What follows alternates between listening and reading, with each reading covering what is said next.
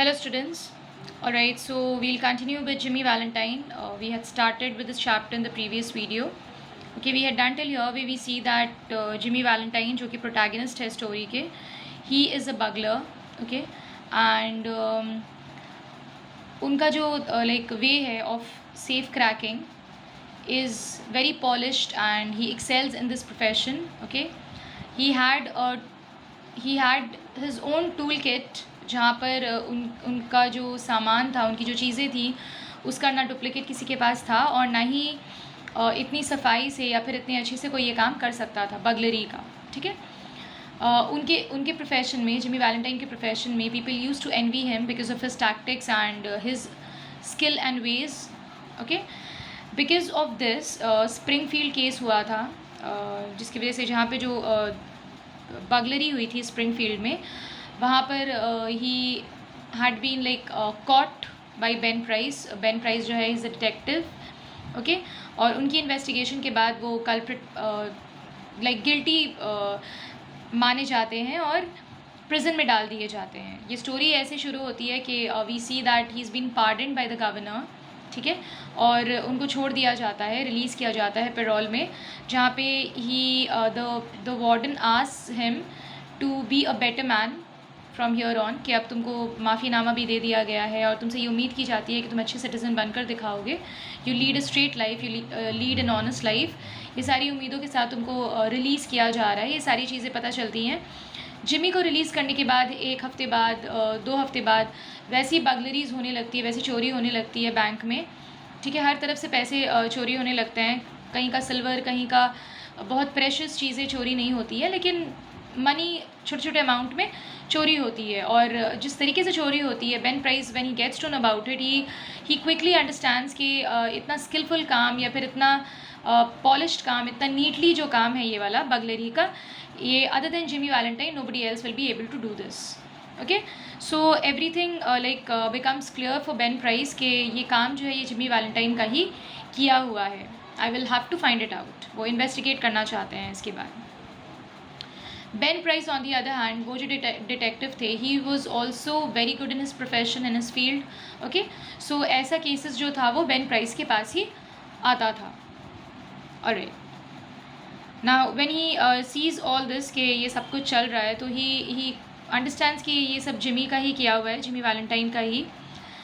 Why was this? Because Ben Price knew Jimmy's habits. He had learned them while working on the Springfield case. Springfield case के दौरान ही इनको पता चल गया था कि जिमी ये सारी आदतों में like he was very like skillful. ये सारी चीज़ें उसके अंदर जो है वो और किसी के अंदर हो नहीं सकती हैं. वो जितना स्किल्ड है, जितना नीटली काम करता है, ये सारी long jumps, quick getaways, no confederates, and a taste for good society. These ways had helped Mr. Valentine to become noted as a successful dodger of retribution. It was given now that Ben Price had taken up the trail of the elusive cracksman, and other people with burglar-proof safes felt more at ease. Okay, so इतना ज़्यादा Ben price को यकीन था कि Jimmy Valentine का ही किया हुआ है ये सारा कुछ, क्योंकि उसकी तरह भागना, उसकी तरह सेफ्स तोड़ना, क्रैक करना, ये सारी चीज़ें तो दूसरे जो सेफ क्रैक करने वाले थे वो लोग like they were sitting at ease, because उन लोगों को पता था कि उन लोग तक तो बेन प्राइस नहीं पहुंचेगा, बिकॉज ही ऑलरेडी नोज़ के हकीकत क्या है. ये सारा कुछ जिमी वैलेंटाइन का ही किया हुआ है. One afternoon, Jimmy Valentine and his suitcase climbed out of the mail hack in Elmore, a little town 5 miles of the railroad down in the blackjack country of Arkansas. Jimmy, looking like an athletic young senior just home from college, went down on the board sidewalk toward the hotel. Okay, now Jimmy Valentine एक बार क्या करता है, एक afternoon he is just passing through the like mail hack in Elmore.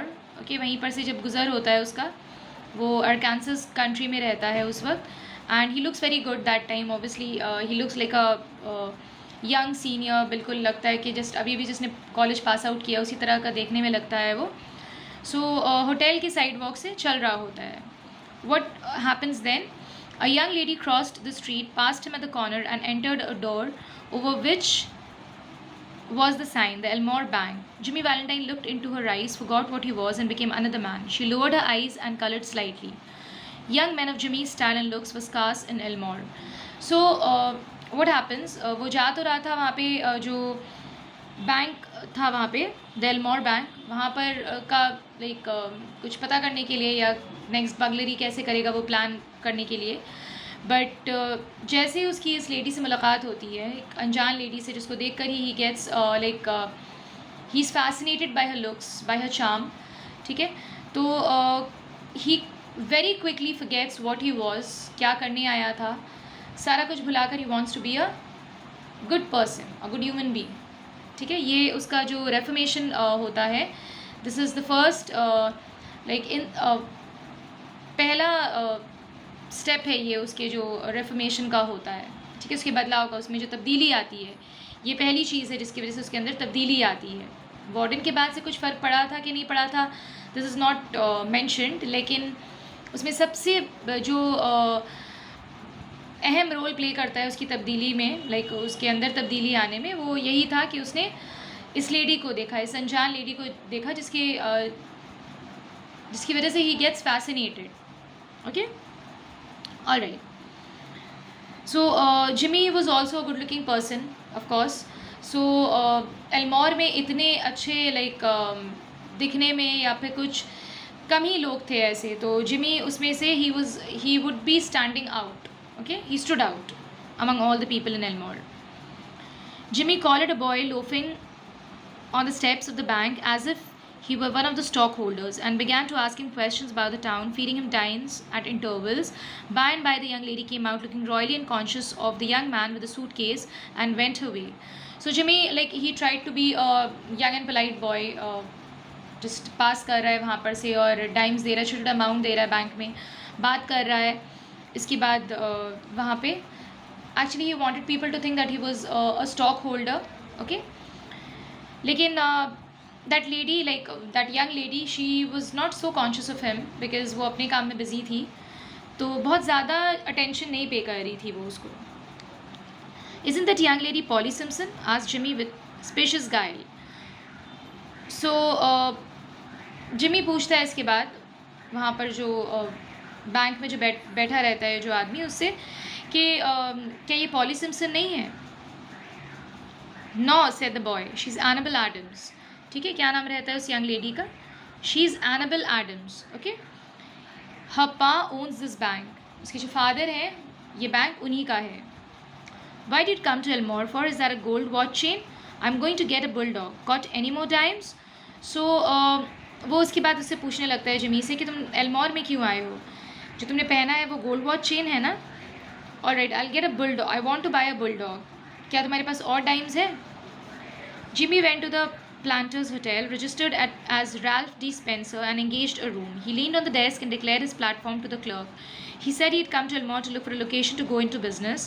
How was the shoe business now in the town? He had thought of the shoe business. Was there an opening? So Jimmy planters hotel जाता है अपनी identity हटाकर, मतलब जो Jimmy Valentine जो नाम रहता है उसको हटाकर अपना एक नया नाम रखता है, Ralph D Spencer, this is a new name, ठीक है, जो वो रखता है। एंड वहाँ पर जाकर वो पूछताछ करता है होटल वाले से कि मैं एक नया बिज़नेस लाइक ओपन करना चाहता हूँ, क्या यहाँ पे शू बिज़नेस अच्छा चलेगा, क्या तुम्हें लगता है, ठीक है, इस टाउन में कैसा चलेगा? The clerk was impressed by the clothes and manner of Jimmy. Jimmy was all like he was obviously very good to look at. So people were also charmed by his ways and his clothing, his attire. तो वैसे ही उस hotel में भी होता है, उसके like manner को और उसके clothes को देखकर that clerk is impressed. He himself was something of a pattern of fashion to the thinly gilded youth of Elmore, but he now perceived his shortcomings while trying to figure out Jimmy's manner of trying his four in hand. He cordially gave information. इसके बाद वो because he himself was very stylish और उसको खुद भी inferiority complex होता है Jimmy को देखकर, because Jimmy is good looking. So उसके तौर तरीके को भी देखकर उसको inferiority complex होता है. He quickly like he starts telling him about like जो पूछने लगता है जिमी उसका जवाब देने लगता है, सारा इन्फॉर्मेशन देता है cordially उसको. Yes, there are ought to be good opening in the shoe line. There wasn't an elusive shoe store in the place. The dry goods and general stores handled them. Business in all lines was fairly good. Hoped Mr. Spencer would decide to locate in Elmore. He would find it a pleasant town to live in and the people very sociable. So this town Elmore कैसा था? It was very sociable. People were very cordial. सब लोग एक दूसरे से बहुत अच्छे से मिलते थे, मिक्स अप होते थे. And apart from all this, यहाँ पे कोई भी बिज़नेस बहुत अच्छे से फ्लरिश करेगा, ये बात सुन चुका था जिमी. ठीक है. और शू बिज़नेस जो था, कुछ अलग से यहाँ पे कोई बिज़नेस नहीं था वैसे शू का, तो उसने ये इन्फॉर्मेशन दी थी कि हाँ शू बिज़नेस यहाँ पर बहुत अच्छे से चल सकता है अगर तुम चाहो तो. Mr. Spencer thought he would stop over in the town a few days and look over the situation. No, the clerk needn't call the boy. He would carry up in his suitcase himself. It was rather heavy. Spencer इसके बाद जो suitcase carry कर रहा था, जो उसका tool का जो सूटकेस था, क्लर्क जो है वो एक लड़के को बुलाता है, तो स्पेंसर बोलता है कि नहीं नहीं मुझे किसी की मदद नहीं चाहिए, मैं अपने रूम चला जाऊँगा, because this is very heavy, ये कैरी करना आसान नहीं होगा. ये उसका वही सूटकेस रहता है जिसमें उसके टूल्स रहते हैं. ठीक है. Mr. Ralph Spencer, the phoenix that arose from Jimmy Valentine's ashes, left by the flame of a sudden and alterative attack of love, remained in Elmore and prospered. He opened a shoe store and secured a good run of trade. So now Elmore में ही रहकर Jimmy Valentine जो था Ralph Spencer बनकर, okay, he became very famous और उसकी business भी बहुत flourish कर रही थी वहाँ पर. लोग उसको जानने लगे थे, पहचानने लगे थे और बहुत रिस्पेक्ट करने लगे थे, because he prove to be a very successful business man over there. Okay. Socially, he was also success and made many friends. He had accomplished the wish of his heart. He met Miss Annabel Adams and became more and more captivated by her charms. लोग पसंद करने लगे थे. वो finally Annabelle Adams से भी मिलता है एंड दिन ब दिन उसका जो फैसिनेशन होता है फॉर एनाबेल एडम्स वो बढ़ता ही जाता है, बिकॉज अच्छी लगने लगती है उसको. He falls for her. Okay. At the end of a year, the situation of Mr. Ralph Spencer was this.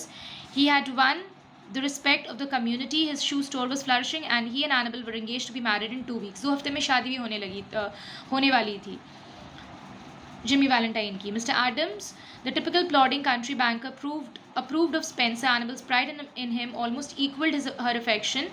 He was as much at home in the family of Mr. Adams and that of Annabel's married sister as if he were already a member. सो अब family member की तरह मिलने जुलने लगा था Jimmy Valentine. ठीक है. Annabelle Adams की फैमिली मेम्बर की तरह ही हो गया था. उसकी एक शादीशुदा बहन थी, उसके साथ भी लाइक उसका अच्छी खासी उसकी बॉन्ड बन गई थी उसके साथ. अच्छा दिन गुजार रहा था जिमी का, बिजनेस के लिए बोलो, सोशली बोलो, सब कुछ.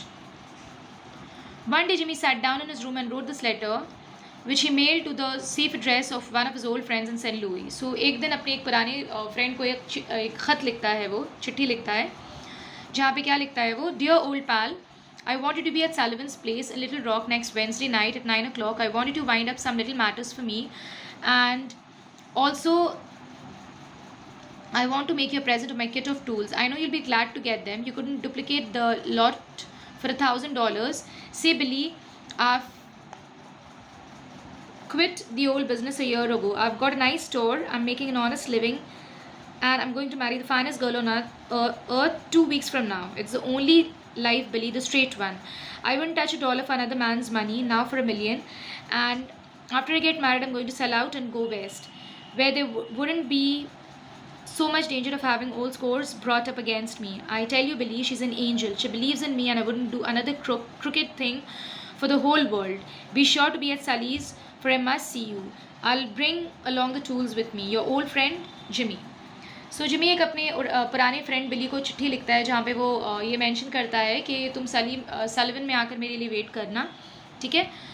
मैं अपनी पुरानी जो टूल किट है वो तुमको देना चाहता हूँ. मुझे मालूम है तुम कितना बेकरार थे इस टूल किट के लिए, बिकॉज तुमने डुप्लीकेट के लिए ऑर्डर भी किया था $1,000 में, लेकिन तुमको मिला नहीं ये चीज़. तो आई कैन अंडरस्टैंड दैट. और मैं वो तुमको देना चाहता हूँ बिकॉज मैंने जो अपना पुराना काम है वो छोड़ दिया है. ठीक है. मैंने एक नया बिज़नेस शुरू किया है. एक लड़की भी है मेरी लाइफ में, जैसे मेरी शादी होने वाली है 2 हफ्ते में, तो she is an angel. She has changed me completely. और मैं कोई भी उल्टा सीधा काम अब नहीं करना चाहता हूँ किसी भी कीमत में, because I love her to the core. And तुम सलिवन में आकर ज़रूर इंतज़ार करना मेरे लिए. मैं आकर मिलूँगा तुमसे वहाँ पर, और जो टूल्स है अपना वो तुमको देना चाहूँगा. ठीक है, ये सारा कुछ वो चिट्ठी में लिखकर मेल करता है अपनी फ्रेंड को, ओल्ड फ्रेंड को, बिली को. On the Monday night after Jimmy wrote this letter, Ben Price jogged unobtrusively into Elmore in a livery buggy. अब फाइनली बेन प्राइस की एंट्री होती है, वापस से एल्मोर में आता है, बिकॉज उसको इन्वेस्टिगेशन के बाद खबर लग जाता है कि वो जिमी वैलेंटाइन एल्मोर में ही हैं.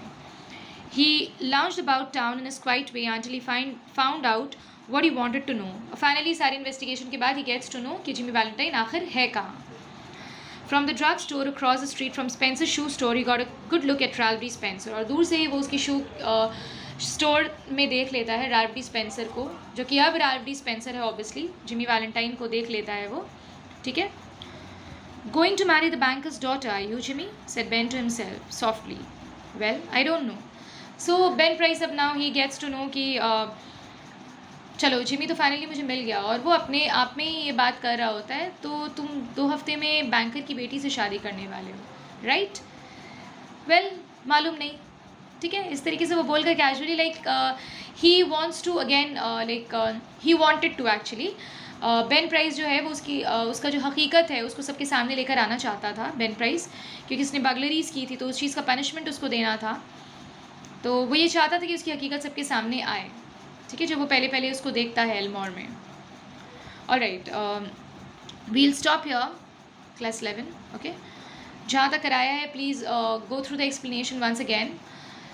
कोई अगर डिफिकल्ट वर्ड है ऐसा, find out its meaning from the dictionary, and if you find any portion that is difficult for you to understand, feel free to ask in the comment section of this video. Okay, that's it. Thank you.